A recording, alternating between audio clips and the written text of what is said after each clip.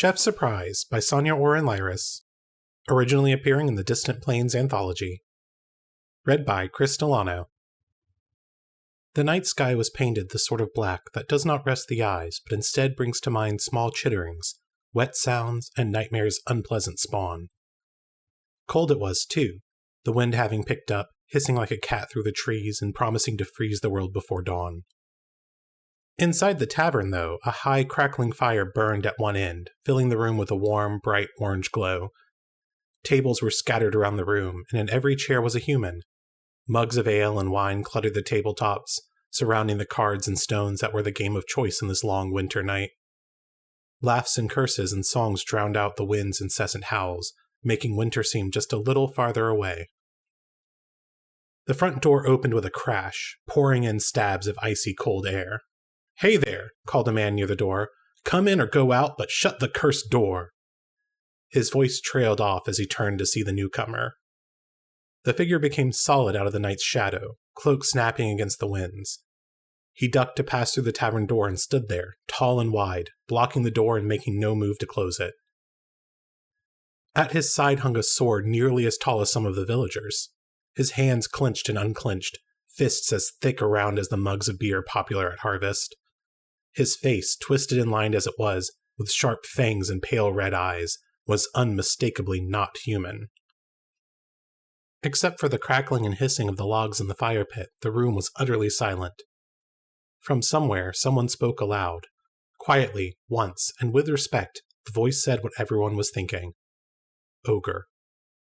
Just coming out of the kitchen was Big Frinna, who would routinely remove large, rowdy men from her tavern by simply picking them up in her arms and dropping them into the mud outside.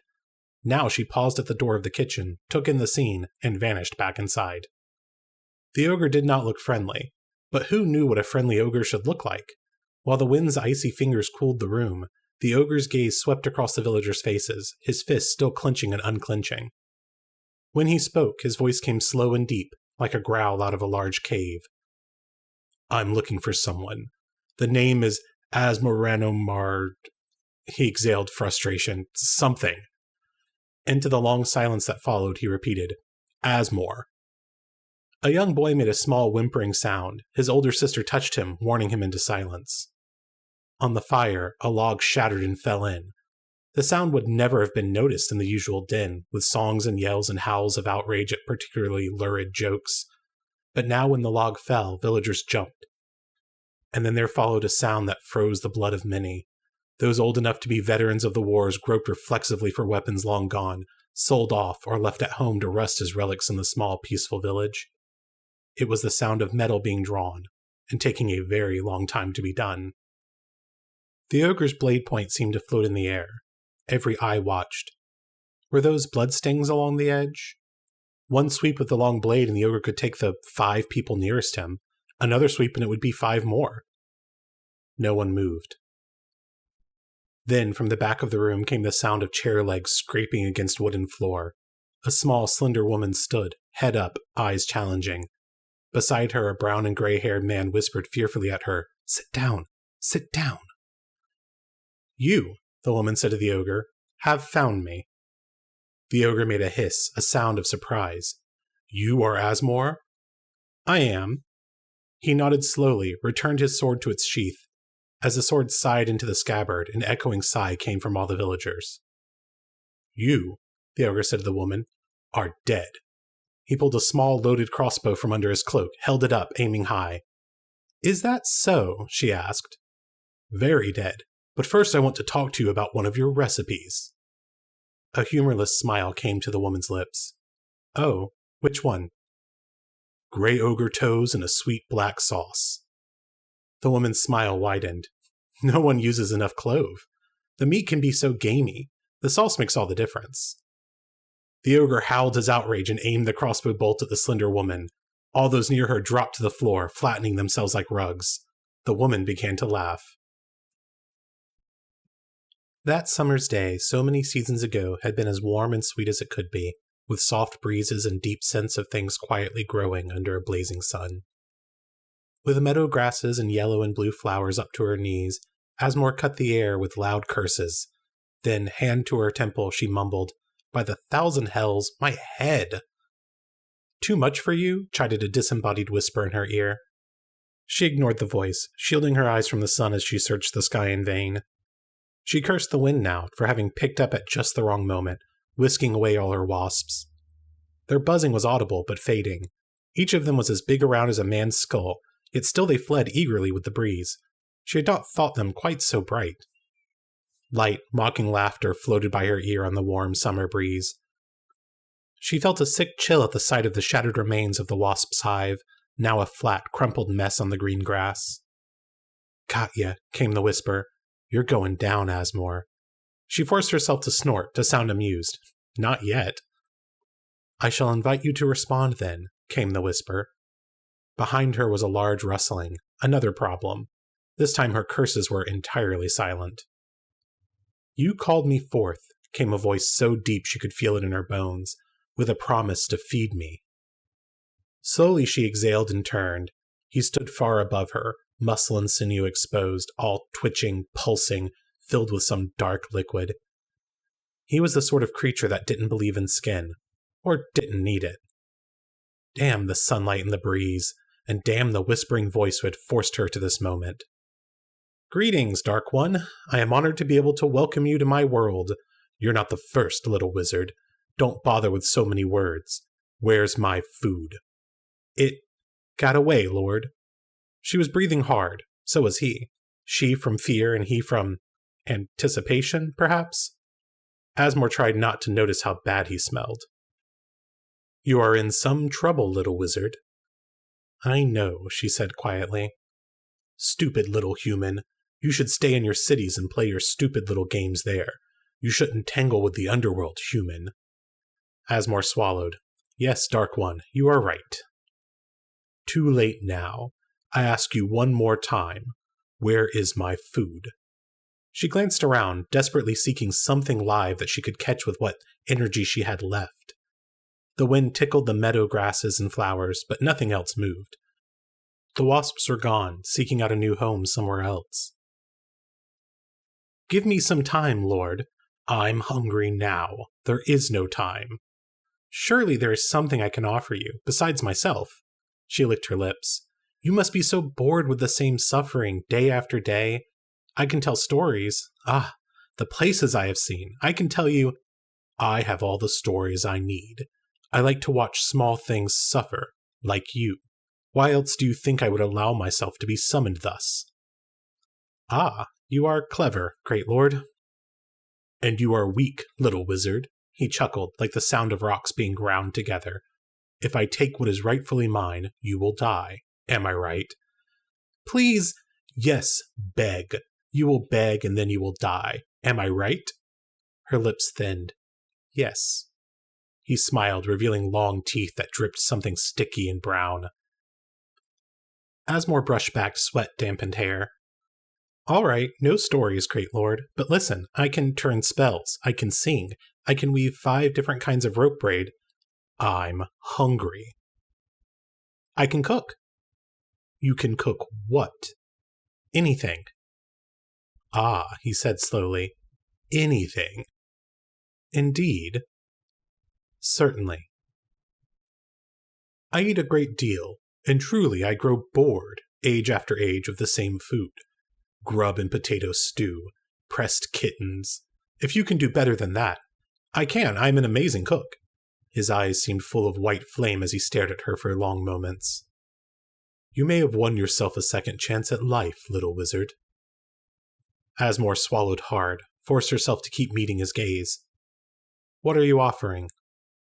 "Anything is better than death, is it not, human?" "Many things are better than death. I want to make sure that what you are offering is one of them, before I accept." He laughed, and the sound echoed in the ground below her feet. "You are brave and foolish. You had better cook very well for all that nerve, little wizard. Here is the offer, then. 7 years and 7 days you will be mine. For that time, all that time, I expect to be amazed. If a day goes by in which I am less than amazed, I will eat you rather than what you have prepared." "That doesn't seem quite fair." "No, Fair would be for me to kill you now, since you failed to keep your part of the bargain. I had food for you, Lord. My wasps escaped. That is your problem, and this is your choice. Life as my chef, or death as my dinner. Asmore rubbed her head, which ached terribly, and gave a long sigh. I think I'm going to regret this. Do you accept or not? I accept. He spread his wings a little and tilted his head back, showing the skinless muscles of his neck. Fish is good, he said. I've always liked fish, but I'm sick of elves and dwarves and goblins. And as for humans, he turned his glowing eyes back on her. I can eat humans, but I abhor asparagus. You should be taking notes, human. Are you ready to go? Asmore took a long look around the green meadow, the flower-speckled hills beyond, and the blue sky above. She inhaled deeply the smells of summer. It could be a very long time before she would know summer again. As ready as I'm going to get. The scratching at her door turned into a click as the latch was turned, then a creak as the door was pushed open. Asmore grumbled, wished yet again for a lock or a binding spell. She rolled over in bed, pulling the thickly woven blankets up over her head. Mistress, came the all-too-familiar voice, always irritating, even now when it was soft. Go away, Asmore said. I'm not awake. But you sound awake, mistress, said the voice, gaining both confidence and volume as the door opened all the way. 2 sets of long claws dragged across the floor. Mistress, we hate to disturb your sleep, but the Dark Lord, he's hungry, came the second voice, equally irritating. He wants an early breakfast. Asmore summarized her feelings on the matter into her pillow. She does not wake easily, said the first. Not at all, said the second. Shut up, said Asmore. They were silent. Asmore sighed, sat up in bed, and regarded the 2 naked, pinkish-winged creatures in the wan light that sufficed for daylight here in this strange land which the natives called our Lord's domain. One of the imps was slightly older and a bit larger. He had more veins shot through his translucent wings, making the wings a deeper shade of bruised violet. I would think that after a year here it would become easier for her to wake up, wouldn't you? The smaller one asked, wings folded back, leaning towards its older companion. I would think so. But apparently not. No. Learn to whisper, imbecile pests. Yes, mistress, said the first. Yes, mistress, said the second. She threw the covers back, got out of bed, and stood looming over them. They looked up with bright eyes, their long ears twitching with uncertainty. The Dark Lord had assigned them to her, so they called her mistress, but there was never any question in mind who they were really loyal to. Irritating, they were definitely that. In the years since she had arrived, she had learned a great deal about cooking. Indeed, had learned most of what she now knew, specifically about cooking for the Dark Lord. She had found out how much variety he liked, and how much he could stand, and she always walked a careful line. Lastly, she had learned that to the Dark Lord, a meal always meant meat. Fortunately, meat was everywhere. She turned to her dresser, pulled out clothes, and began to dress. Imp stew, she said thoughtfully. No, not enough taste and too stringy. Maybe I could use it to fill out a cream of serpent soup, or use shredded imp wings as a garnish for tonight's merfolk fillet. The imps glanced at each other, then back at her. Perhaps we should leave you to dress, mistress. She gave them a hard smile and pulled on a sock. Good idea. She doesn't wake up easily at all, the first said as they scampered out the door. She hurled one of her boots at the closing door. The door to Asmore's room opened slowly. Is she gone? Asked the younger imp from behind as the elder crept into the room. Yes, gone to the kitchens. Well, it's hardly surprising she has such a temper, I suppose. Didn't she used to be a mage? So she says. Yes, and now, well. Yes, well. The elder imp began to open drawers in the dresser, while the younger one flattened himself against the floor and crawled under the bed. Dirty socks, he said. There was a ripping sound. There are worse things than being her servant, I suppose.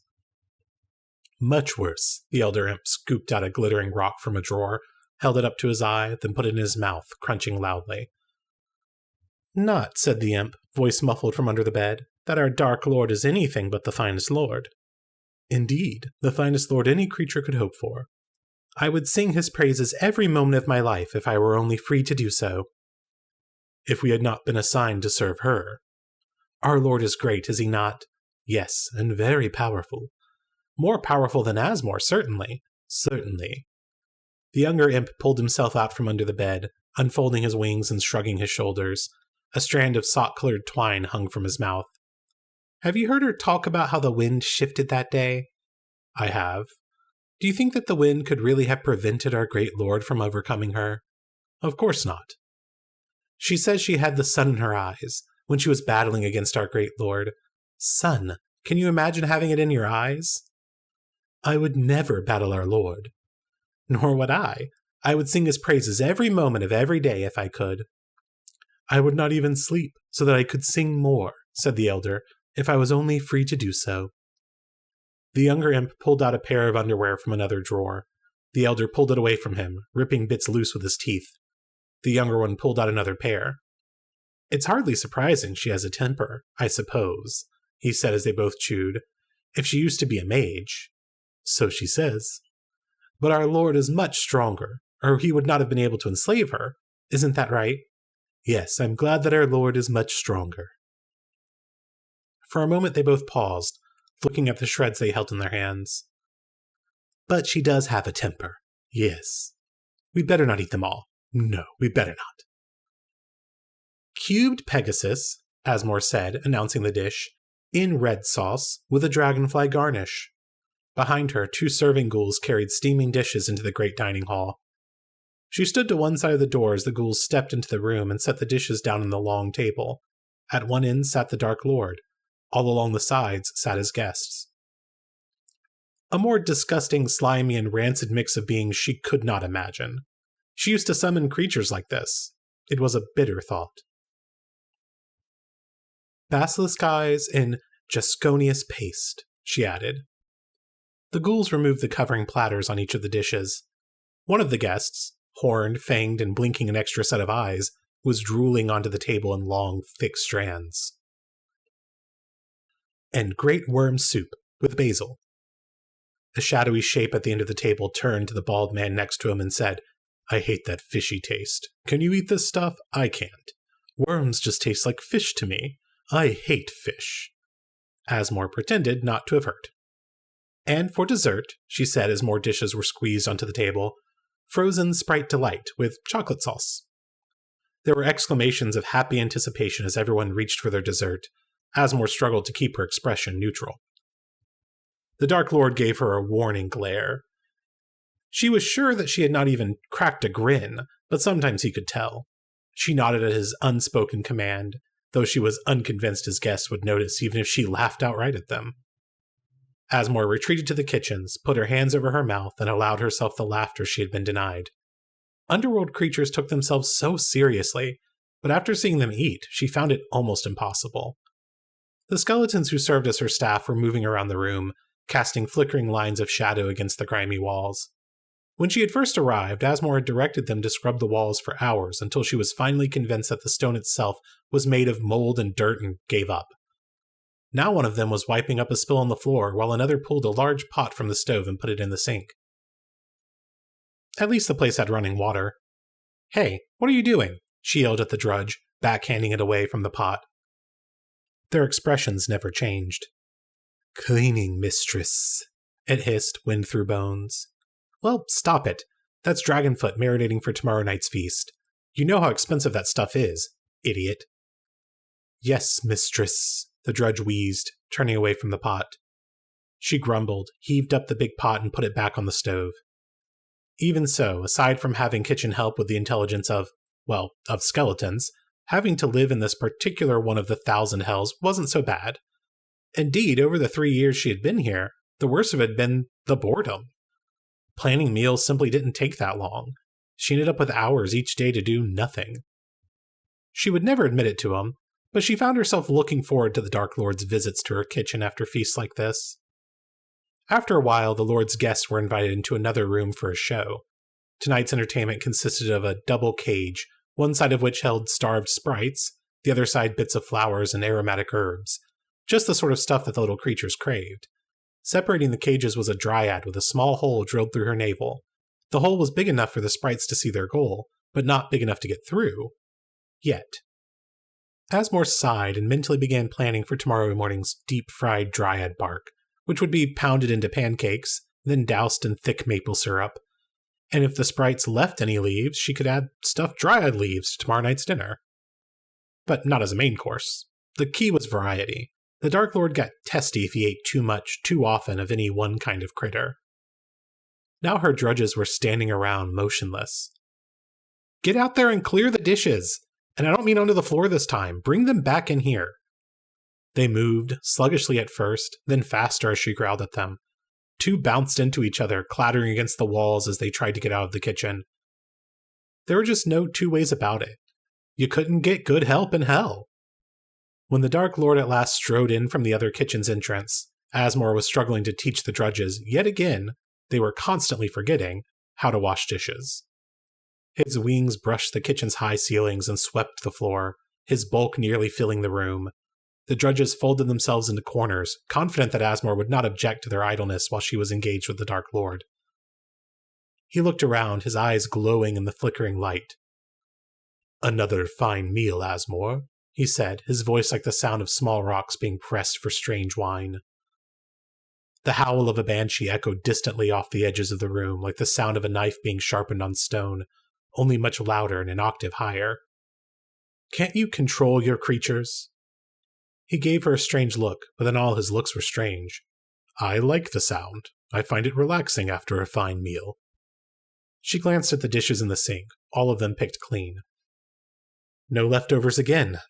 Your guests are pigs, Vincent." "My guests have a good appetite, chef. Yes, another fine meal. How do you do it, human?"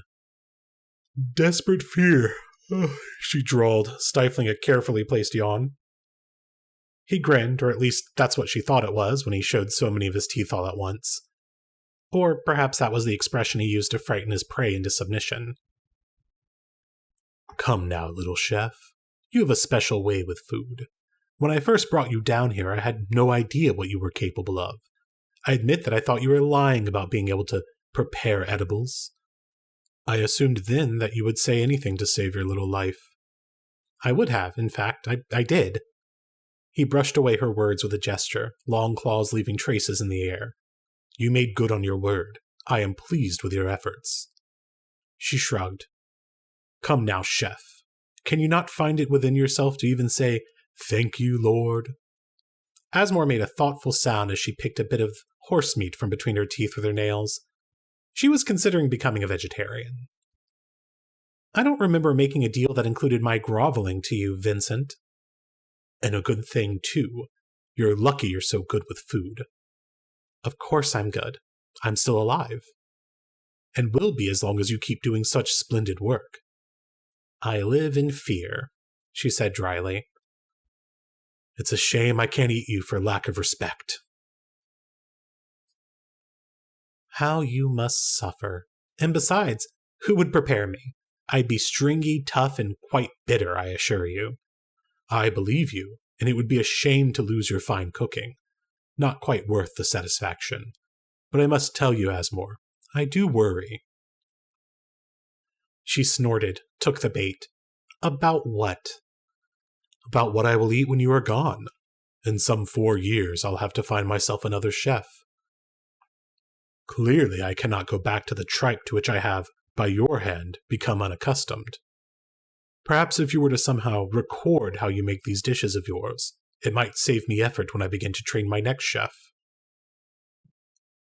"And save some chefs their lives as well, maybe." "Indeed. Have you considered recording your recipes? I would be happy to provide you with materials. Quite durable materials. Ones that are only found in the underworld. It would be a testimony to your prowess." A cookbook. That could, she reflected, be a fun way to use her free time while she was stuck in this dark servitude. She made a doubtful noise. "It sounds like a lot of work." "I will assign ink imps to write for you. All you need do is dictate."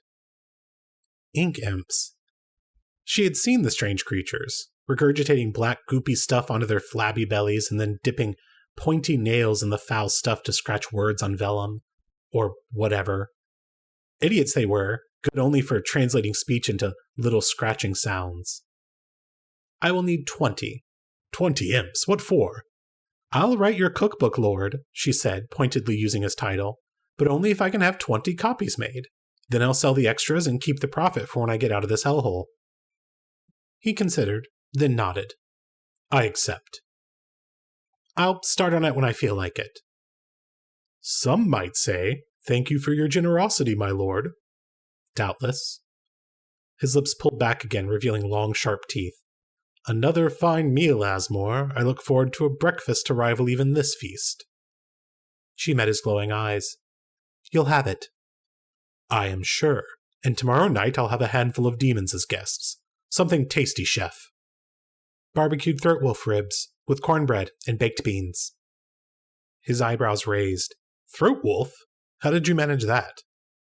Almost anything can be had for a price, Vincent. Very true. I shall look forward to it. Good night, chef. Good night, Vincent. Under the wan, midday sun in the Dark Lord's domain, tucked away in a crevice halfway up the side of a cliff, sat 2 imps crouched over a small bag of swamp slugs.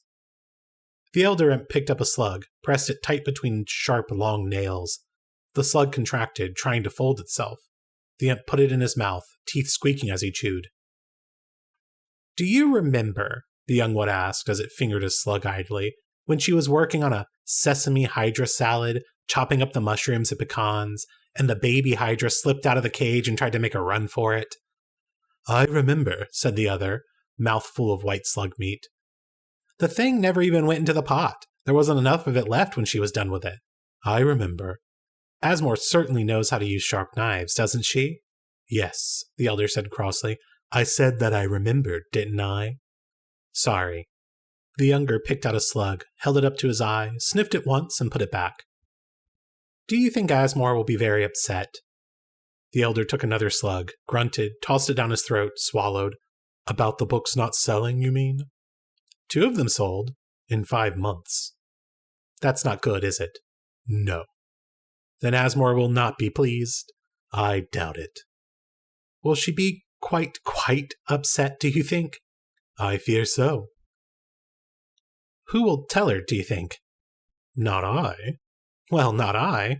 Neither of us, then. It is not our task to tell her, is it? I hope not.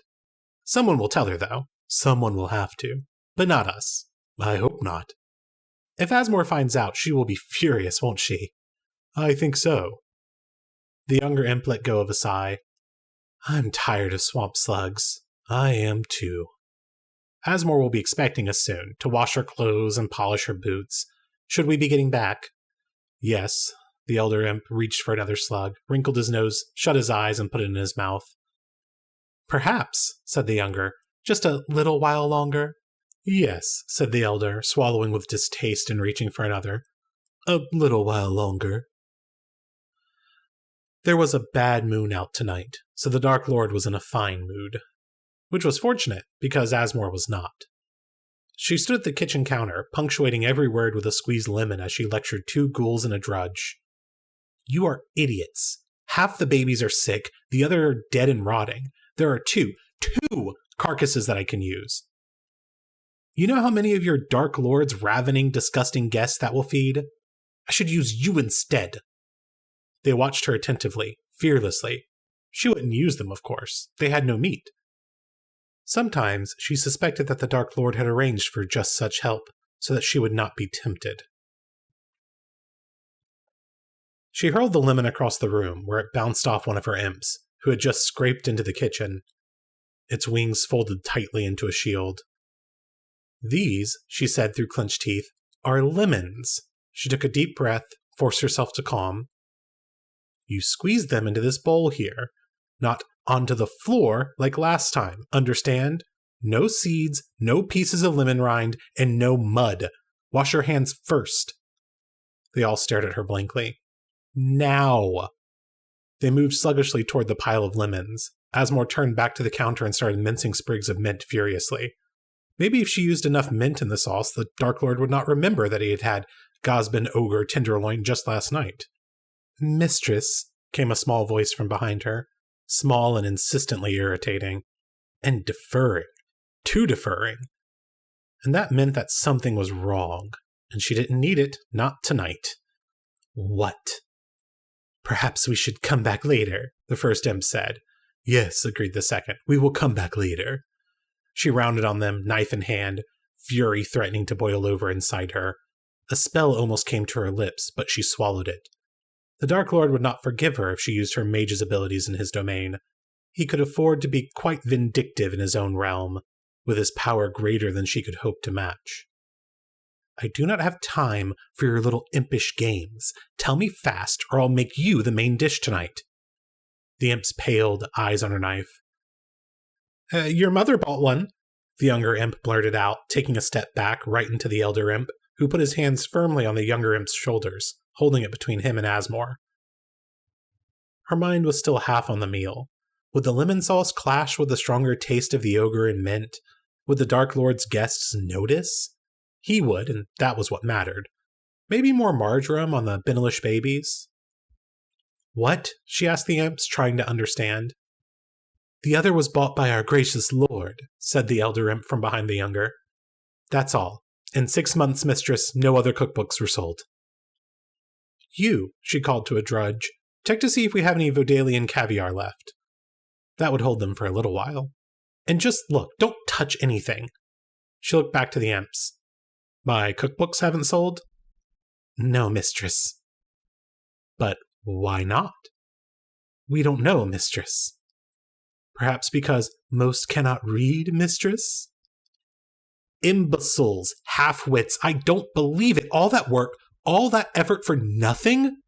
With a cry, she hurled the knife across the room where it sunk deep into the wall. Every creature in the kitchen froze. Asmore stood a long moment, clenching her now empty hands into fists. Finally, she turned a coldly furious gaze on the trembling imps. Burn them, she said quietly. Burn every one of them. Mistress? Which word don't you understand? Aren't your ugly ears big enough already? Perhaps I should stretch them. She reached past the knives for kitchen clamps. We'll burn them, of course, mistress. As you say, mistress. Now. The imps scrambled over each other to get out of the room. The ghouls and drudges turned empty stares on her, their hands falling limply at their sides. Bone stew, she said simply. They turned back to their lemons. Tonight, the Dark Lord dined alone. Since it was a smaller meal, she had saved herself the trouble of dealing with kitchen help and served him herself. Atog pâté on honey-soaked ironroot bark, she announced. He frowned, looked suspiciously at the dish. It's only the liver, Lord, which is quite edible. It's the rest of the critter that tastes like sawdust and grease. Or so the imps had gleefully told her when she had given them pieces to taste the day before. At least nothing went to waste around them. She put down another dish. Crisp Sarah angel wings, breaded with crumbled bees. Shanadin salad. Ah, and dessert? Sugar-frosted cockatrice giblets and marionberry sauce. Ah. He began to eat. Asmore backed into the kitchens, beginning to clean. A short while later, the Dark Lord joined her. A little over a year left. My time with you grows short, Asmore. She smiled. It sure does. I shall miss you, Asmore, more than I can admit. I wish I could say the same. I've always liked that about you, how you don't show me false respect. You've done good work, you know, chef. Yes, I know. And no false modesty. Admirable. She glared at him. Good meals. No, fantastic meals, Asmore, year after year. You will understand if your praise does not mean to me what it does to your many subjects. Of course, little human. I will not be your little human for much longer. No, indeed. Have you given thought to what you will do after? You could stay on. I would pay you well. She brushed her trousers, trying to get rid of the black dust that seemed to be everywhere down here. You could not pay me enough. I thought you might say that. He picked up a small, hard pod from a bowl. What are these? Pepperberries, for cheddar and dragon egg omelets, tomorrow morning's breakfast. The Dark Lord made a happy sound through his teeth, his lips pulled far back, showing a hungry smile. Breakfast. What a lovely word. The deepening twilight cast fuzzy shadows across the two imps in the cliff's crevasse. Together they crouched over a small bag, not full of swamp slugs this time, but of envelopes. They watched it fearfully as if it might move and bite. Do you think Asmore will be in the least bit flattered? No. But didn't she want the book to be popular? Not in the overworld. Not, I think, to be shown about by a zealot as an example of the wickedness of the underworld. She will be very upset then, you think? I think so. Surely it was not our fault that the line to the incinerator was so long that day. No, surely not. And not our fault that the garbage chute spat the books up into the overworld. No. Or that the books were not even singed from the molten lava. We could not have known. For a moment they were both silent, staring at the letters in the bag. Then the elder imp reached in and pulled out an envelope, which he held between long nails. He turned it over, his eye up close to the vermilion circle of wax. The Imperial Elven Circle, he said. Perhaps Asmore will be flattered after all. Do you think so? No. He put the envelope back in the bag, took another. The Dwarven High Council. Do you think if we give her the bag, she'll figure out what happened? Yes. Perhaps she will be forgiving. I do not think so. Then what shall we do? Perhaps Asmore does not yet have need of these missives. The post is often delayed, is it not? Often, sometimes long delayed.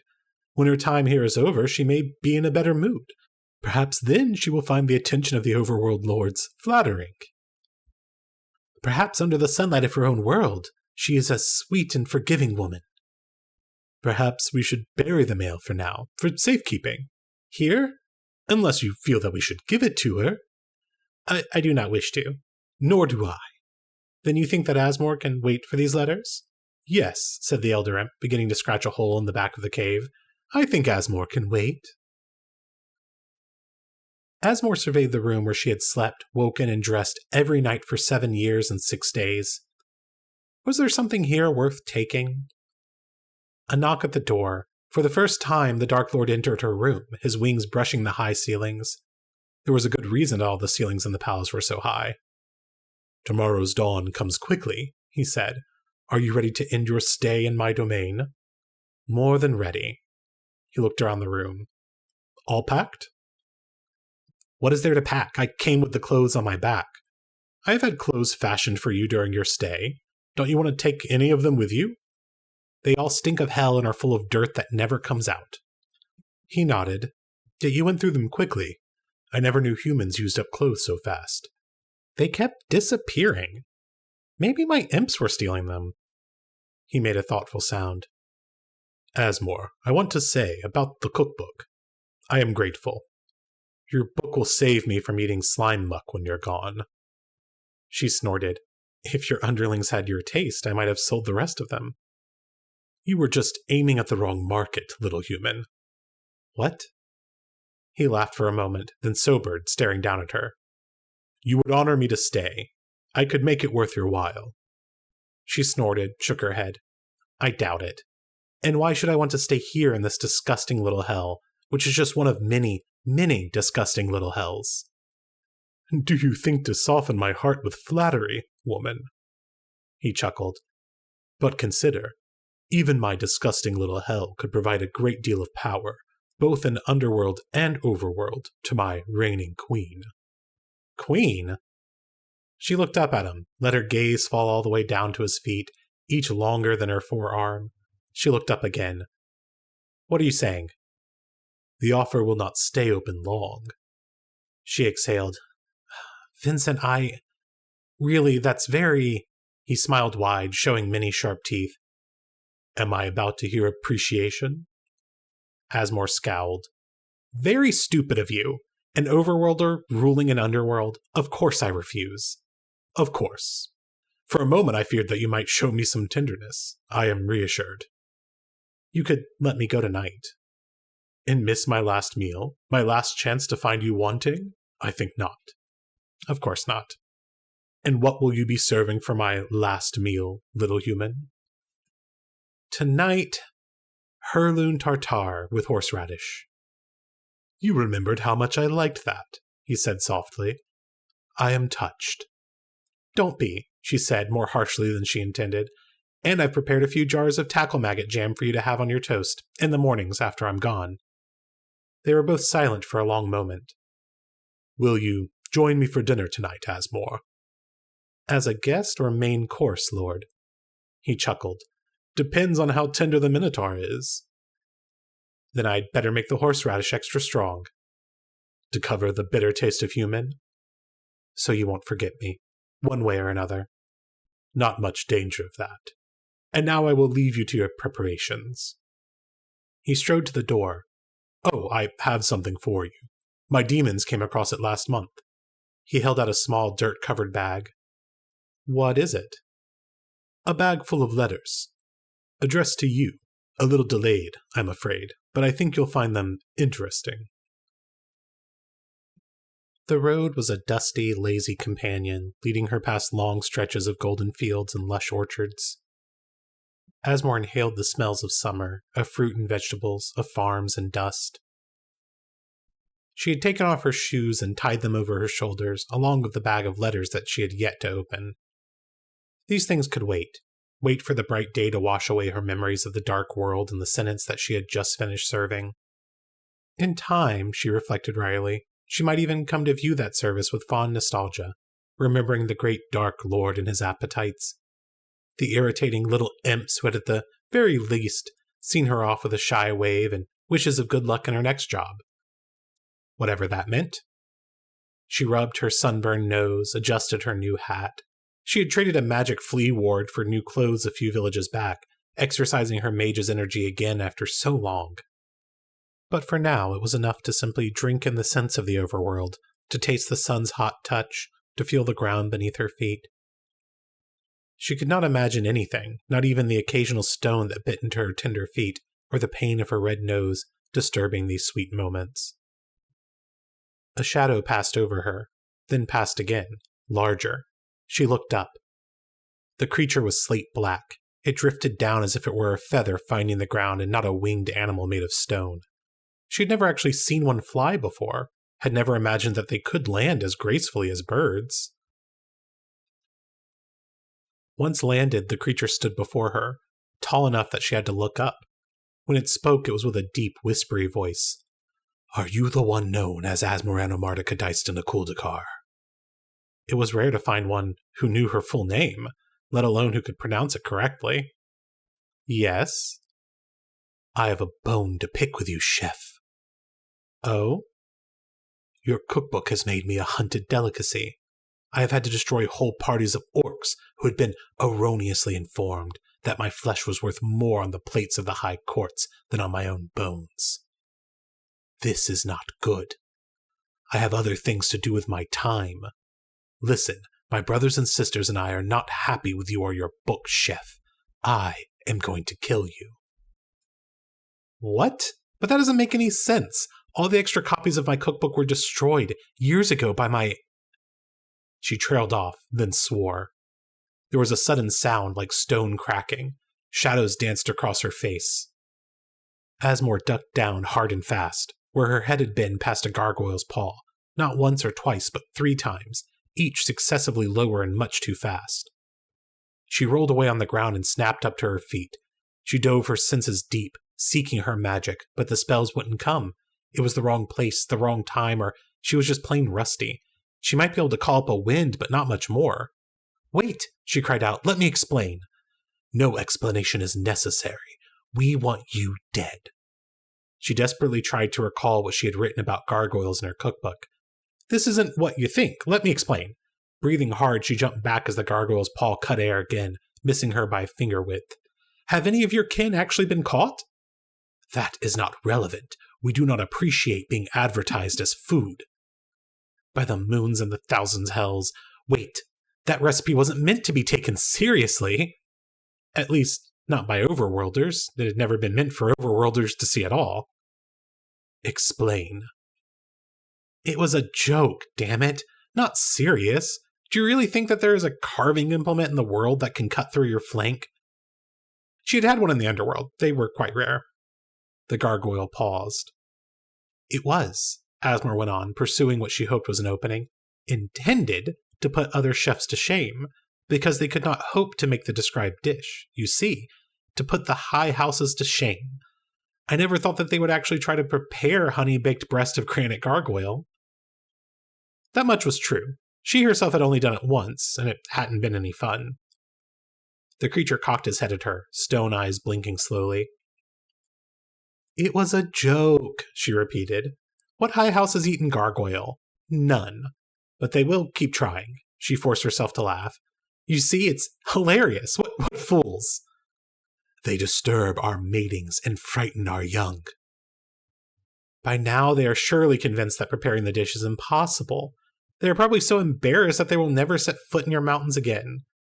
You know how ground dwellers are. Foolish and cowardly. She swallowed. Exactly. I may even have helped you by putting the fear of your kind into them. That I doubt. Foolish creatures like you do not learn. She held her irritation in check. Yes, of course, exactly. After a long moment, he said, Accept it. You may live, but if you are lying, if our kind are sought again, we will come after you, my brothers and sisters and I, and the next time we will not let you change our intent with clever words. I understand. As he leapt, his wings cut the air with the sound of the wind through high mountain crags. Only when he was a small speck on the horizon did Asmore let herself exhale. Without question, it was time to practice her magery again, to remember how to find the power when she needed it. And, she reflected, glaring at the bright sun, this might also be a good time to open her letters. The only noise in the tavern was Asmore's chuckle. On the floor, the villagers trembled in silence. You're not the first, you know, she told the ogre. I doubt you'll be the last. You might think about that for a moment. The ogre growled quietly. My brother has no more toes because of you. I don't think you have that quite right. I've never even met your brother. Just because I'm big doesn't make me stupid, chef. Who actually cut off his toes then? It doesn't matter. I think it does. Don't you want to know who's picking off the meat from your brother's large toe bone, dipping it in sweet sauce, popping the tasty tidbit into their mouth, and reaching for another? The ogre's face was turning red. Asmore's smile vanished. It's not my fault that you're food. We're all food. It's not my fault that I can make you taste good. She glanced around the room at the villagers on the floor and those sitting in their chairs, seemingly frozen with fear. I can make anything taste good. Make yourself taste good. It's been suggested a number of times. Indeed, I appear to be a favored meat among some overworlders these days. Someone is writing a cookbook with recipes that only feature me. I would eat you raw.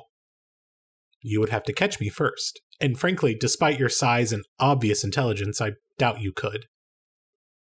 The ogre let loose a deep howl of fury, his hands tensing on the crossbow.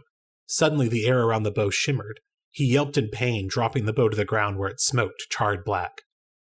Asmore rubbed her head, mumbling, There's got to be a better way. The ogre launched himself at her. Villagers threw themselves against each other to get out of his way. Those nearest the door dashed outside. The rest tried to become part of the walls. Big Frinna peeked her head out the kitchen again and pulled back. Asmore held up her hand, and the ogre was back at the door as if he had never moved. The few villagers still left in the tavern froze again, trembling, eyes wide. Ah, by the moons, my head! Listen, ogre, believe it or not, I sympathize with you. Being hunted isn't any fun. There just isn't much I can do. Give my brother his toes back. Her lips curled. I'm only a mage. I can't do regeneration.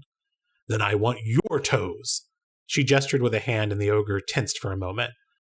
Look here, ogre. I'm going to tell you who's eating your brother. It's the Goblin Princess, the Dwarven High Council, the aristocracy of the sea. Even the Elven Conclave has offered me a job as court chef.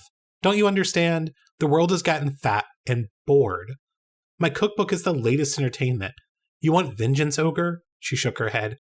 I'm the wrong target. He growled. I want those who have eaten my brother's toes to be hunted for their own toes. Asmore's eyebrows raised. Do you now? She cocked her head at him. Now that's something I can perhaps help you with. Motioning at a nearby table while the last of the villagers slipped out the door, she said, "Why don't we talk about this over some ale?" "I will not drink with someone such as you." "Suit yourself. Frinna," she called, "bring out a couple of ales. You're safe, woman, and I need an ale. I need it, you understand?" The ogre pulled up a stool and sat down gingerly, as if he were afraid of the small bits of wood and nails that would not hold him. In moments, Big Frinna came out with 2 large mugs, set them down and left. "I don't even know why I'm talking with you, chef." She sighed. "I understand you being upset about the gray ogre dish, but the real problem is those who are making my book popular, who are not, coincidentally, listed as main dishes." "Why not?" "Because the Dark Lord was sick of them. They were standard fare for so many millennia that he would rather have eaten swamp mud, and sometimes did. This is part of why those races' civilizations have succeeded so wildly over the last hundreds of years, I suspect. In any case, I think I can help you achieve your goal, but you're going to have to help me, too." "Why should you want to help us, when just a little while ago you were cooking us?" "Everyone is food," she said wearily, "and I'm getting tired of fighting rocks and dragons and gargoyles. Sea journeys are entirely out of the question these days." She rubbed her head. "I'm a little too popular for my own good." "But," he looked back at his smoking crossbow on the floor, "you're a mage." "And your brother is an ogre, big and powerful, and now he hasn't got any toes. No one is invincible. There's always a way to take someone down. It's only a matter of time. Listen, here's what I'll need. Get together as many of the other main dishes as you can, and prepare yourselves to go around to all the big cities. You'll be selling a new book, which I'll arrange to have delivered to you when I'm done writing it." "A new book?" "I suspect it will sell very well, but I'm prepared to split the profits with you to make the deal even more attractive." "What new book? I don't think I want to see you writing anything new, chef." "You will want to see this one, I'm certain. It's a cookbook with some new recipes, ogre. Very new." He made a thoughtful sound. "What, like maybe elf toes and green sauce?" "You have the idea. Or perhaps goblin cobbler and sauce of most sincere zealot." He began to smile. "I think," she said, "that when the Underworld Cookbook Volume 2 hits the great houses, your toe problems will be over." He was nodding. "Will you drink with me now, ogre?" He laughed. "Oh yes, I will drink with you now, chef."